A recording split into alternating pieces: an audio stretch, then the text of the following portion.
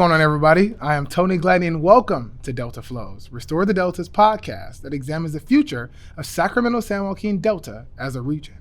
The Delta is part of the largest estuary on the west coast of the Americas, and its ecosystem is of national importance. During our last episode, we were so fortunate to have Dr. Caleb Scoville from Tufts University, who chatted with me about his research on how the Delta smelt was politicized on the national stage by those who know nothing about California water. Today's topic, salmon fishery closures and the state of commercial salmon fishing in California, is linked to the story of the Delta smelt. Chinook salmon, like all fish in the region, are enmeshed in the food webs of tribes and the cultural landscape for the tribes who live in and have traveled to the Delta since time immemorial.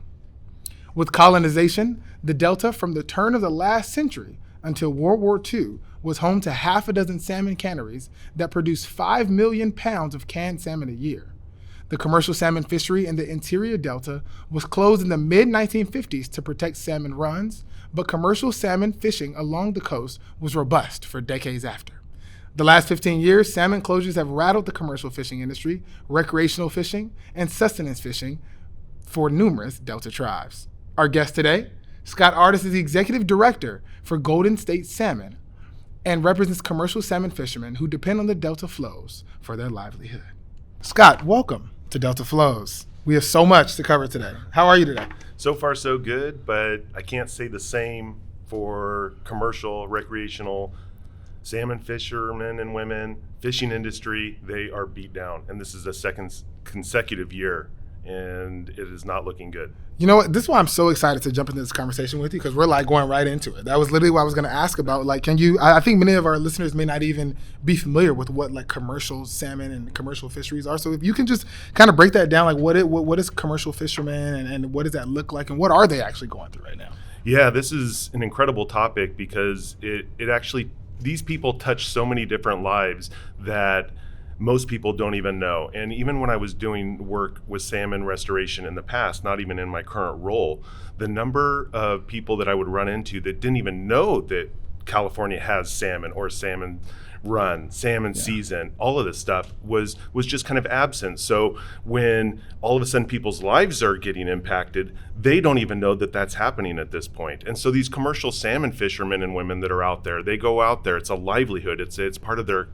culture and identity, and now they're suffering because they don't have any work. And so it's 2 years of going on no work. They would be the ones going out, catching the salmon, bringing it back, getting it into the supermarkets. It's that local fresh fish that's healthy, sustainable, and creates an incredible economic web that is just almost like the food web itself. And it is spectacular when it works and is healthy. But right now, it is in serious trouble when these people are out of work.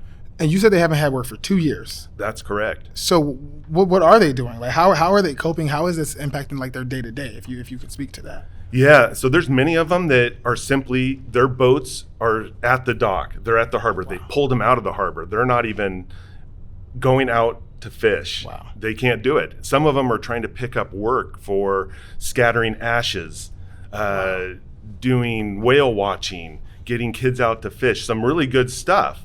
But that's just the Band-Aid and a small piece of what their income would normally be. So they're just trying to keep their mortgages paid, their rent paid, mortgages on boats, because these aren't cheap boats either. Right. These are $100,000 plus boats that they're trying to pay on. And so when you take away that livelihood, it's what they know, it's what they do, and put them in a situation where they can't work, then they're just struggling just to get by, and their families are struggling to get by. And then if you pull out just a little bit more, you see that they would bring those fish back to the distributor who would clean and process it. That processor was buying ice, and those people were buying fuel, and then that gets out to all the other industries that would impact that. And that's just the commercial aspect that has all these ties. That's not even this recreational fishing industry that is even larger than the commercial aspect in California. So that's bait and tackle stores, guides, boat owners that would take 20 people out at a time. And some of these businesses have lost 80% of their business. And when you lose 80% of your business, that means employees are no longer employees. they're out of work. And so this just spring loads across entire coastal towns and inland river communities. It is really sad and unbelievable. Wow, we're going to get a little bit more into, like, again, what this means and what this looks like current day. But I do want to back it up a little bit.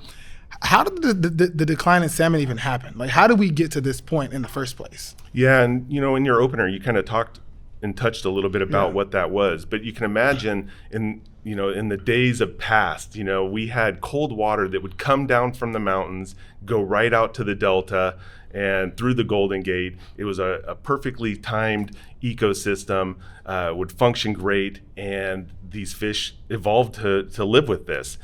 Then we started putting dams in, reservoirs, and we did that without any consideration of what that ecological impact would be. And for instance, with salmon, we didn't put a fish ladder on any of those when we dammed all the California salmon rivers, those major salmon rivers. Now we're here. We're at a point where we already had a problem. Right. Then we exacerbate that and say, you know what? Let's sprinkle in some climate change. Let's sprinkle in some water diversions. Yeah. Let's do all these other things and see, are salmon going to make it? And then we ask ourselves, man, that's really weird. Why aren't salmon doing well? Well, it's because of all these other things in this history that we've set up.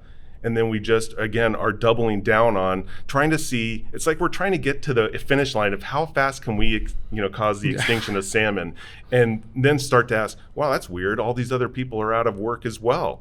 Right. And communities are out of jobs.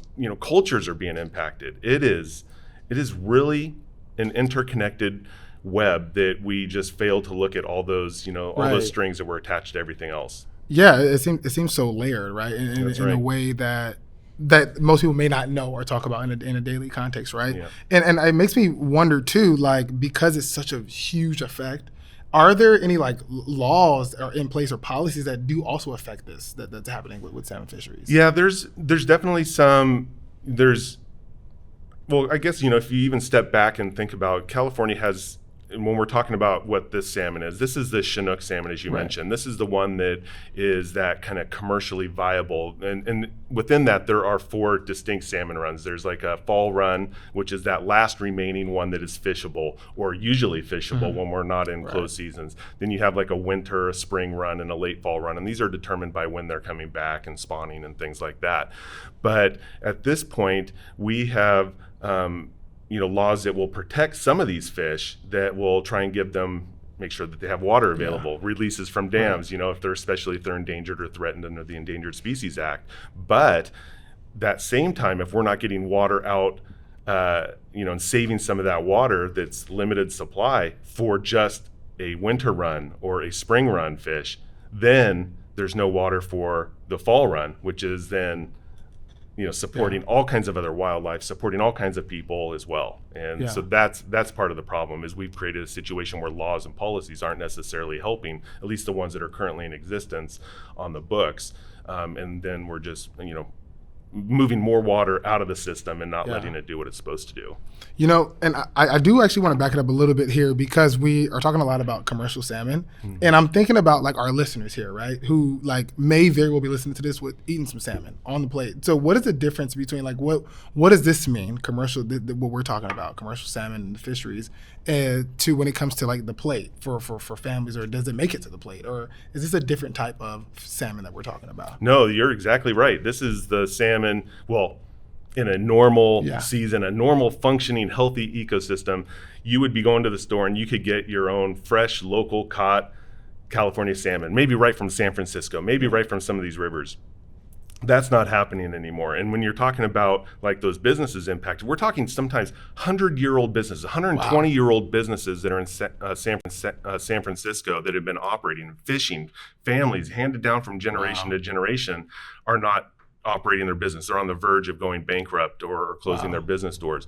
And what that means too is that fresh local salmon is being replaced by other salmon that is farmed, Atlantic salmon coming from Norway, these kinds of things that are not sustainable. They have their own problem issues when you're raising a bunch of salmon in pens, and all kinds of other health problems that can be associated with that from a human perspective as well as a wildlife and environmental perspective. It's not the same what you're finding out there now. That's what we're trying to get to, is good good local salmon provided by good local people Yeah. to supply the community. That's what we're talking about. This is a community issue. Right.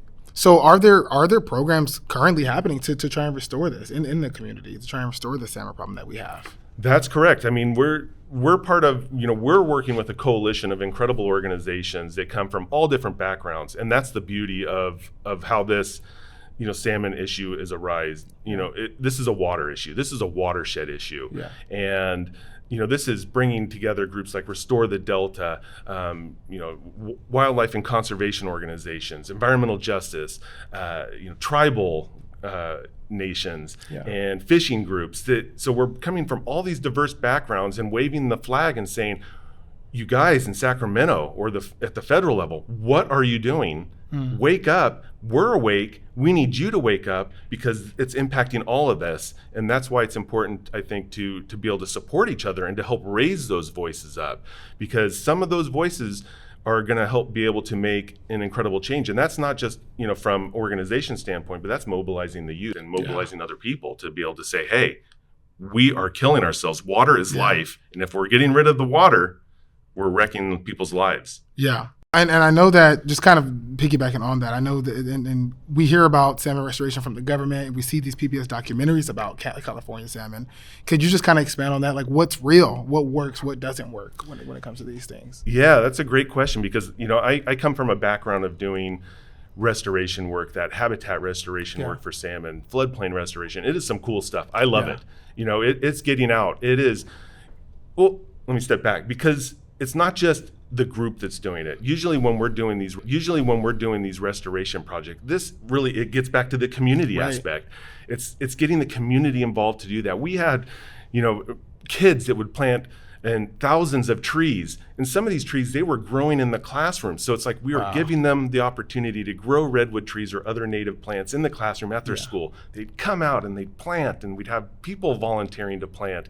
We're moving dirt, we're moving rocks, and then that just builds upon this whole, engineered structure to get, twists and turns and side channels and floodplains. Because you can imagine what's happened over the years is these baby salmon that would normally, when you'd have storm events, and now which could be exacerbated by climate change, that if it got really fast moving water, that these little baby fish would be able to just move and migrate to the sides of the channels or into side channels and into the floodplain and let that blast of water come through and take, that would go to the ocean. If they weren't ready to go to the ocean, they were dying. So they would move out of the way and then they'd come back in. So we were restoring that, putting woody debris structures in. Great stuff. Yeah. But at the end of the day, what we're doing is pouring all of this stuff into the habitat restoration, but we're forgetting one single component, the most important component. That's to make sure that it has water. And we are forgetting the water aspect of it. And it's like I've set up a fish tank and I got everything just how I want it. I put the fish in there. Wait, what's going on? It's not working. Well, that's because I have no water in the tank. Wow. That's what we're doing. And we're forgetting that. We're forgetting the critical part. Wow. I think that's a great analogy. And I think you have such a great way of breaking that down, I think, for our listeners, and even myself, as like someone who's really coming and learning this, to just really understand that we're doing a lot of other things, but there could be a lot of things, but if we don't care about the number one, which is the water, how can we do it? How can we move forward, right? And I think I've wondered too, like for our listeners also, who maybe aren't fishermen, who don't know fishermen, right? Why, and we did talk a little bit about them being able to go and buy it at a local market, right? But also just more in depth, why should a person who is not a fisherman, who has no relation, should they care about this? Oh man, you are opening up a can of worms with this. So there's multiple aspects. So I could, kind of tell a story here that, just from like a community perspective. I walked into a sporting goods store and the manager was telling me about the decline in business there. And this is a small coastal, inland town. So it's on the river, and they would rely on salmon fishing to float this town by, during that season. And so right now he is going on the second year of selling no salmon equipment, no salmon bait, tackle, that stuff.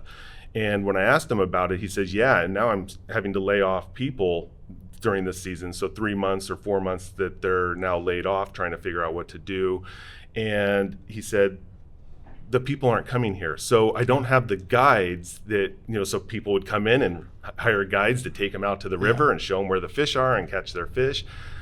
Sometimes their very first fish and gets them into the, stewardship. But now they're not, those guides aren't coming in every day to purchase stuff. The people aren't coming in and staying in the hotels. They're not having breakfast at the single mom who's running a cafe, the mini mart. And so you can just imagine this. And also this guy, this retired guy who's making ends meet from his retirement just to survive, was making salmon tackle in his garage and selling it to the business. And so now that guy is not. So this is like, from young to old, everybody is connected with that, and that's the impact. An economy issue. And that's not even the environmental impact, because you can imagine these fish. We're talking fish that are so unique and incredible that they are born in fresh water, make their way, travel 200 miles, sometimes more, out to past the Golden Gate, spend 3 years out there, come back, and they're bringing all those saltwater nutrients, all that ocean nutrients back into the river system. And that, once they die, these salmon, they spawn, they lay their eggs, they die, they decompose. Those nutrients are going right back into the system, feeding redwood trees and other plants and other animals. So if there ever literally was the example of a drawing of the food web and how this brings in and connects an entire planet together, that's the salmon. Wow. Thank you for that. So it's an economy issue, an entire economy, an ecosystem issue. That's correct. Truly. It's an economy of ecosystems and people and culture, because again, this is identity. This is sometimes 1,000-year-old traditions that the tribal people, as you mentioned, had done, and are losing out on that aspect of their communities and their culture. That is incredibly sad. Wow, no, you were right about opening up a can of worms. Pun intended. This is a lot to unpack, like you said. This is so layered, and we're going to get into some more of it later. But let's take a break right here. We're going to pause to go into some public service announcements with Restore the Delta's Mackenzie Owens.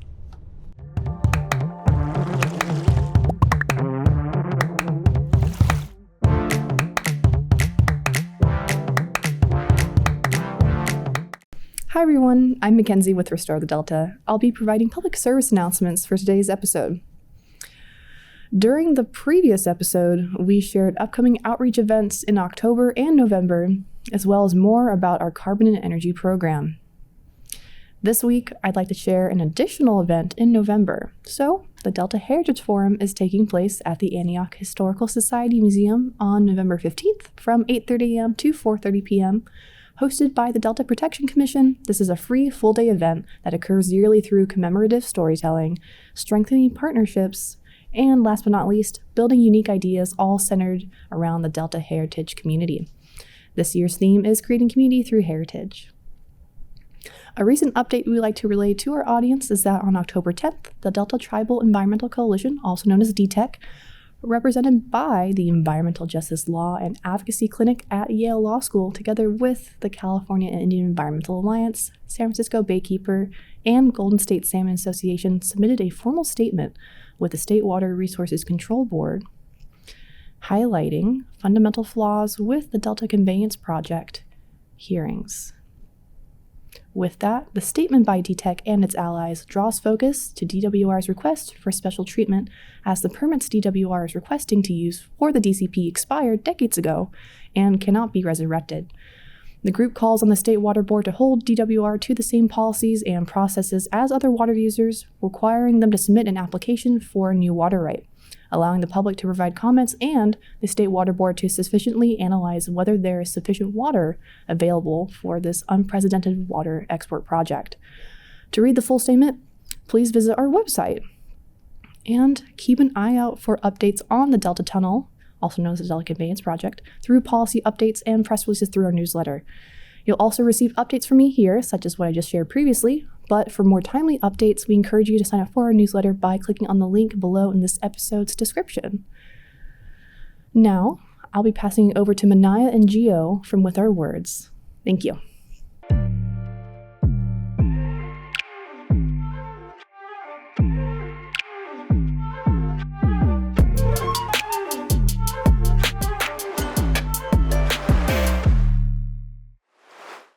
Hi, my name is Manaya Joy. And my name is Giovanni Taylor. And we are here with Our Words, but today we're not really going to be talking poetry, and we're not talking sonnets. Today we're talking salmon. So, tell me salmon good. Talk about the fishes. Yeah. No, but seriously, let's talk salmon. When you think salmon, like, what's the first thing that comes to mind for you? Personally, I love eating salmon. I Yeah. love a grilled salmon. I love a salmon in a teriyaki sauce. Ooh, okay. Do you have a recipe? Yes. Okay, you're going to have to tell me about the recipe later. Mm-hmm. It's something else that I think about when I think salmon. My mind goes to fish eggs, and I'm probably hungry when I'm talking about this. I think caviar, not great, but that's beside the point. I also think about the fact that when it comes to people wanting to eat healthier, because that is always an ongoing conversation. Everyone's like, oh, you want to eat more fish because it has omega-3s, and salmon has a whole lot of omega-3s. So something that I know about us as people as a whole, when we want a lot of something real quick, real fast, what do? Commercialized. And we double down. Like, for real, we double down. So now we're talking about a quick shout out to Tony and Scott Artis with Golden State Salmon. We got to listen in on some of the issues surrounding salmon. We got to learn about salmon hatcheries. Mm-hmm. Now, at first, I thought, okay, we have wild salmon being impacted. Now we have the emergence of farmed salmon. We're going to get into that later, but there's a thing called salmon hatcheries. And correct me if I'm wrong, but salmon hatcheries are when you take the salmon eggs from the salmon that are going downstream, you take the eggs, you raise them, re-release them into the wild, and it's this big catch and release cycle all over again.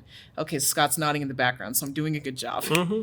Essentially, this basically acts as like a sort of safeguard. It allows the population to go up, and what it does is predators that would eat the eggs, things that would stop the fish from fully growing, it kind of sort of protects them from those elements, and then once the fish are fully grown, they're released back out. Yeah, absolutely. It's safer in a weird way, but revisiting the farmed salmon, because we learned how commercial fishing is being impacted and we got to see how recreational fishing was being hit, we are seeing the emergence of this farmed salmon. And I know that you and I were doing some research on farmed salmon, and again, when we want a lot of something that's good for you, we will find the quickest way to produce it, but there's a lot of cons with it. Like, I remember in our reading, I saw something about how farmed salmon, yeah, you can get a lot of them, but the color is off. Because normally salmon are kind of like red and pink because of what they eat, like krill and shrimp. Right. Farmed salmon kind of look gray, like a weird gray or pale. So what they'll do is they'll feed them pigments to make them look healthy. Now, my question, honestly, is why are you going to go through all this effort to make something look healthy? Why would you not just get the healthy thing in the first place? Money. Right? Money. But then when we're talking about wanting to get the healthy thing, that's going to benefit us, but it's going to take away from something else. And the thing that I realize it's going to take away from is, I'm going to try to say this name correctly, the South Pod Puget Sound orcas. Did I say that right? Yes, you did. Yay, proud of myself. So, you're laughing at me over here. You're doing great. But the South Pod Puget Sound orcas are being impacted because wild salmon are disappearing because, one, we want it, but we're also seeing how a lot of other factors such as global warming, the emergence of dams trying to protect them, is taking them away from these South Pod Puget orcas. Now, when you were doing some reading on this, what did you find? Well, there's 3 primary pods that are around California. There's J, K, and L. Right. One usually stays around the Salish Sea. Yeah. The other 2 are in NorCal during the winter, so near Sacramento. Got it. And all of them meet in the Puget Sound during summer to eat the salmon. Okay. The salmon that's slowly vanishing. Yeah. Honestly, that really puts us in a weird predicament because if we take it because it's good for us, it's going to affect them. Mm-hmm. But we're also seeing how other factors are affecting it. I was taking some notes while I was listening to Tony and Scott talk about how this is being impacted. The disruption of their ecosystem because of the emergence of dams and reservoirs in major salmon rivers, because we learned about salmon runs. Now, I'm going to be really honest with you. Do you want to know what I think about when I think of salmon runs? What? Remember Brother Bear? Oh my God. No. Stay with me. You remember Brother Bear? That was the huge thing. It's the salmon run, and we got to see the wonderful 2D animation, which I really wish they'd return to, of all the salmon running down the stream. But because of the emergence of these dams and reservoirs, they can't really follow their normal path. They can't run. The salmon can't run. The salmon can't run. The salmon can't salmon. Honestly, what do you think we do in this situation? A lot of it revolves around the way that the fish are being handled, but it really does go back to water. It does go back to that's wild, isn't it? Everything in California always comes back to water. Everything in California comes back to water, and how we don't have enough of it, and also how it's impacting us. Mm-hmm. Just to think this one element is impacting so much. It's impacting a tiny fish that we talked about the last episode. It's impacting a bigger fish that we're seeing impact a larger animal that we're now seeing impact us. Mm-hmm. It's crazy, isn't it? That's most of these issues. I think bringing awareness to stuff like this is definitely the key to starting to solve them, though. I think so too. It's unfortunately we're going to be caught in the cycle of ongoing conversations of having to learn about the intricacies of how everything is connected, how commercial fishing is impacted, how recreational fishing is being hit, how the actual salmon are being impacted, how the try to say the name again, how the South Pod Puget Sound orcas are being impacted. Mm-hmm. Did I do it right? You did it right. Yay, I'm glad. Yay. But speaking of whales, I actually want to do a special shout out. I'm going to get my phone out for a second to make sure that I say this correctly. Last episode, do you remember how we talked about our correspondent Aspen, a part of We Flow Radio? Yes. How they did a survey and they took it to their school to find out how people felt about the Delta smelt and if they knew about it. Mm-hmm. So they have it set up now to where the survey is in a Google Classroom at their school, at the school that they're reporting at. And that school has this thing called a Whale Warriors Club. You want to hear about the Whale Warriors Club? Absolutely. So the Whale Warriors Club researches and tracks different whales at the beginning of the year, and they choose an orca to do a deep dive on, complete pun intended, and later on make a report on their findings. They advocate for the release of orcas in captivity and for the mistreatment to be addressed and stopped. And at the end of the year, they take a whale watching trip. So throughout the rest of the month and leading up to the next episode, they have that survey up in the Google Classroom for that club. And we're hoping that everybody can take the survey and we can report back on their findings. But also, I kind of want to create a new survey for them to see what they think about our current issue. I'd be very interested to see their opinions. What questions would you ask them? Do you know about it? Yeah, first and foremost, do you know about it?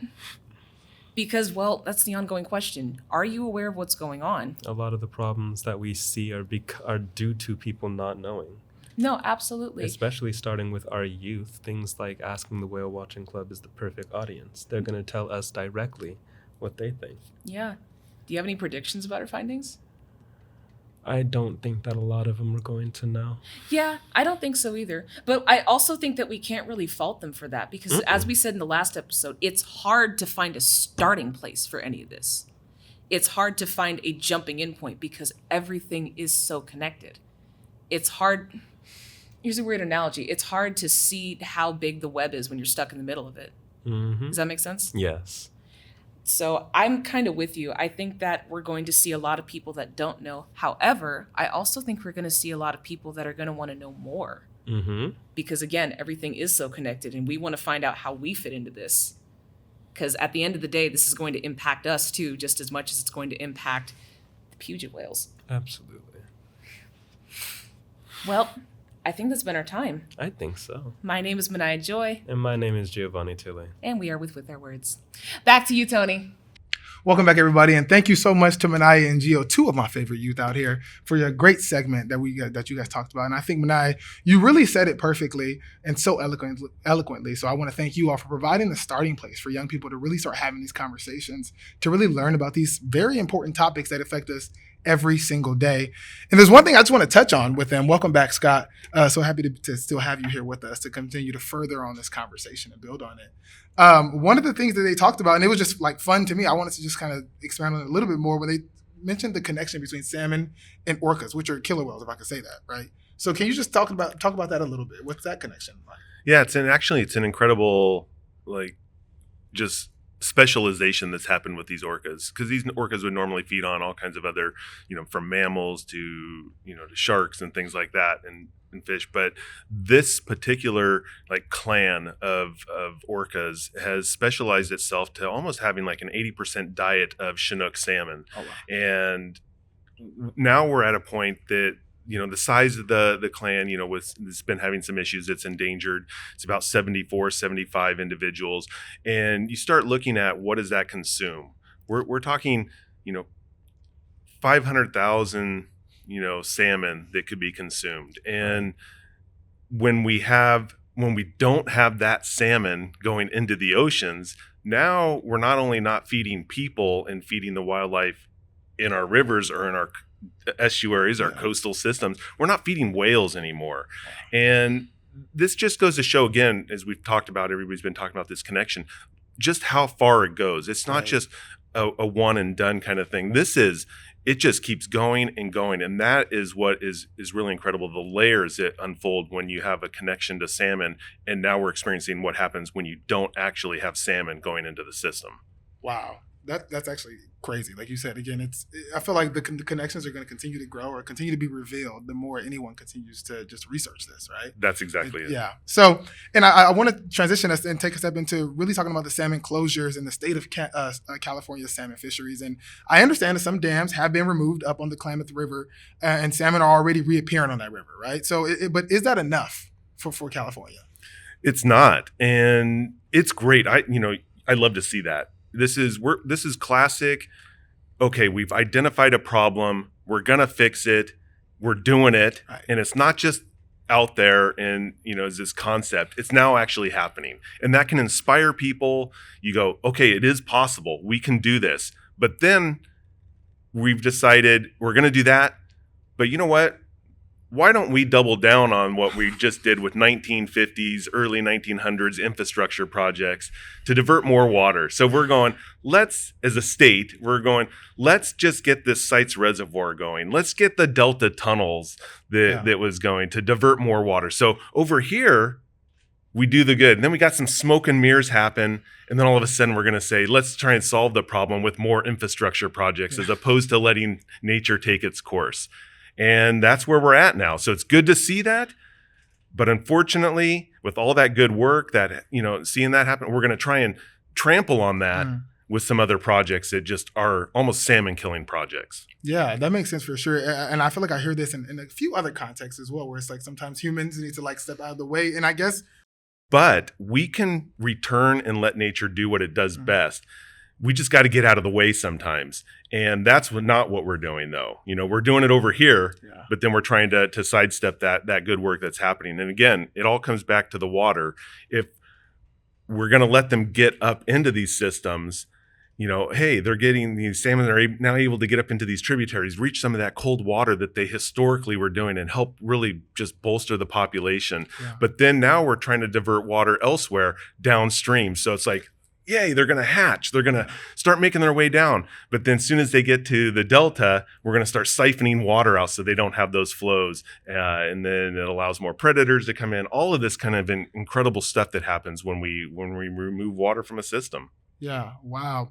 And I know that you've been working on you spent so much time working on salmon restoration projects, right? And doing this work here for the Delta watershed and stuff. So, and I know we talked a little bit earlier around just the connection between the habitat and these water flows at a high level, really. But if you really could just spend a little bit more time to go into that, really, again, just what that means on this ground level here at the habitat and stuff like that for the waters. Yeah, that's a really good question, because what we're seeing, it's not just a water problem, in terms of amount of water or how much we have. Because when you kind of pull back and see, again, as we talked about, that there's just a water issue, but when you start to really focus in on it, you take out that microscope, what we're finding is that dams and reservoirs are artificially creating temperature variances in the rivers. And so what normally would be that cold water that would come from the snow melt, go down, this is what salmon and other fish in California evolved with. Yeah. That's how their eggs work. That's how they work. That's how they function. They need that cold water. That's the important. It's not just water, it's cold water. Cool. And with dams, you end up keeping water behind the system. And so you end up hot water that's on top, that's sit there, gets heated by the sun.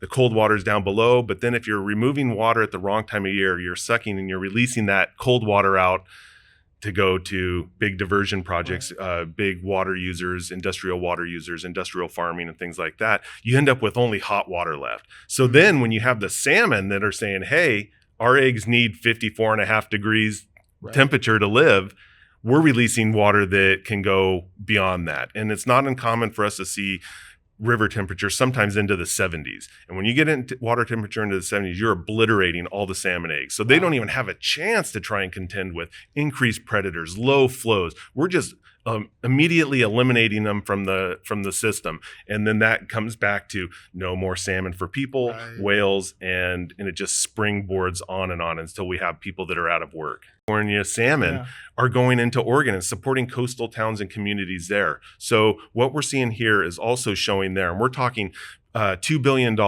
in economic activity that has been lost, 23,000 jobs in California, another 10,000 or so that are in Oregon. So this is, and that's just the direct stuff. That doesn't even just spread out to all the other impacts that are happening there at this point. And it is, it's creating a system where if we don't get our act together, we could potentially not just lose salmon, but all these communities and coastal systems that rely on it. Absolutely. You did such a great job really helping us understand how much will be affected, right? Yeah. And really, again, how much it touches all the other folks. And earlier, we were talking around listeners who may not know about these things, right? Who may not be fishermen. But we also have the listeners who do know about these things, right? Especially even our younger population who are fishermen or looking to go into this entrepreneurship route. So for those listeners, what does the future of commercial salmon fishing look like? I guess currently as it is, if nothing was to happen, right? If we were to continue to go down this road, or in the future for a fruitful, helpful,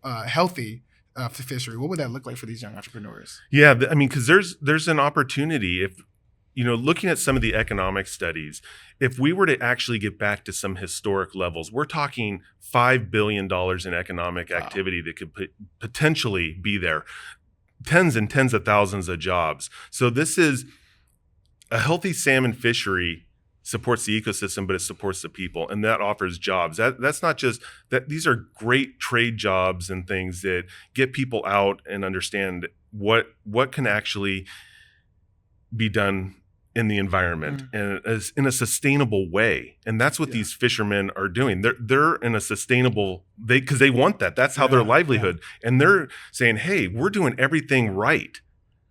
But we're being failed by state and federal agencies and the government and politicians that aren't doing things right. So it's like we're doing what we should be doing. You guys are failing us, and then shutting down our entire livelihood, and then to sprinkle in, and then it's like this red tape to get disaster relief and to help for them to be able to float and get some of those payments. That's still locked up in the system. So not only are we failing them from a policy standpoint, but the bureaucracy just to get them the money they need to survive because of what has happened at no fault of their own, that continues to linger on. So we're talking 2 years for some of these people not to do that. So when you ask, what does the future look like? If we can get cold water running through our system, and we're not talking about a lot, we're talking a small piece of the pie. Let's not do some of these sites reservoir diversions or delta tunnel stuff. Let's actually be responsible and manage the water that we have and look back, what are we doing differently? Yeah. And that is, as a poster child for this is looking at why are we irrigating desert lands for almond trees, for instance, as that kind of, again, that example. It used to be farmland that would be fallowed. It would grow, you'd harvest it, and it would sit.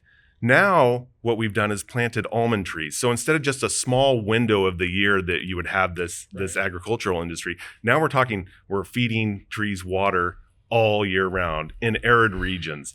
And that we see almond trees go up, salmon go down. Right. And when salmon are going down, that means people are hurting. Wow. I have to just ask, and I probably should have asked this earlier, but we mentioned, because we continue to go into, again, it's been 2 years and of people just struggling. I'm certain people have had to change their lifestyles because of this, right? That have depended on this. People have had to like truly even switch careers in instances, I would assume, right? You're nailing it. And it's heartbreaking because I actually get emails and calls all the time, not just from those that are doing it, but a lot of times from their like parents, their older parents that are worried about their kid who's 40 years old or 30 or 50, or, you know, they're saying, hey, he had a livelihood. He built a career on it, or that's the road he went down or left a career to go into fishing. And now they're trying to get back into a different line of work or workforce. They're trying to say, how can I survive on 80% less income? And it's the same with these towns. So you're right. They are trying to find new ways, new avenues. Wow. How do I just get by so I don't lose my house? I don't lose my boat that I've invested so much money in. Wow. Scott, this is my last one here, because I know earlier we mentioned a little bit about, the way I asked, I was like, why should folks care, right? Like in this community, but more specifically, I just want to wrap here for our young urban residents here, specifically in Stockton, right? And that are affected by the San Joaquin Delta. Just if you have a message that you would say to them, what would you want to say to them? There's an opportunity for young people to actually make change. I have seen it. We have, and this is on salmon issues. This isn't just some, intangible thing or some concept. I've seen it work. This is, and previously I have changed and helped like mobilize the youth to come in. I could go in and talk to city council people or supervisors, county supervisors, and say, this is why we need to save salmon. This is why we need, creek setbacks and things like that to make sure water is flowing as it should to support endangered salmon populations. But what made the most impact is when we had college kids or young kids come in and say, hey, my future's on the line. It's not just a salmon future, it's the whole ecology again. And that's what made the impact, because they've seen me, they've seen some of us. What they don't see all the time is kids coming in or young people coming in and with that passion and that fire that they have and say, you know what, this is unacceptable. We need to change this and change this now. So that's where it can go, is getting involved. When you see organizations have an action alert, and you can just click the button on the email, or you can say, you know what, I'm going to find out if I can go talk at the next water board meeting or a city council meeting or something in your just locally that will make an incredibly big difference. It's also about saying, hey, I got a little brother or a little sister in school. Maybe I go tell the teacher, you know what you should do is get a trout in the classroom or a steelhead in the classroom program, so that they are raising some of these fish and getting hands-on, because that's where the stewardship is built. And this goes back into the problem with, having, as we talked about earlier, what happens in these communities when they don't have that. Yeah. And they start to get disconnected from the system. It's like, well, that water's not usable, or I don't go there, or I can't eat the fish because it's toxic or whatever. Then they're missing out on this is why I should care just from a stewardship standpoint. Yeah. And that gets them involved. When they say, hey, I'm making a difference, it's like getting out and planting the tree at the thing and seeing at the end of the day, I actually helped make this restoration happen. Because some of these policy issues are like decades and long, it's like, oh my gosh, how am I going to survive, and how am I going to keep people interested for a decade of California water policy? It's not the most exciting thing to keep that interest. But if you can wrap them in and say, you know what, I was part of that restoration, I helped make that happen, then they can say, you know what, now I'm at the city council or a water board meeting saying we need to change direction, because if we don't, my whole entire neighborhood is not going to have fresh fish. They're not going to be able to go swimming. They're not going to have clean water. Wow.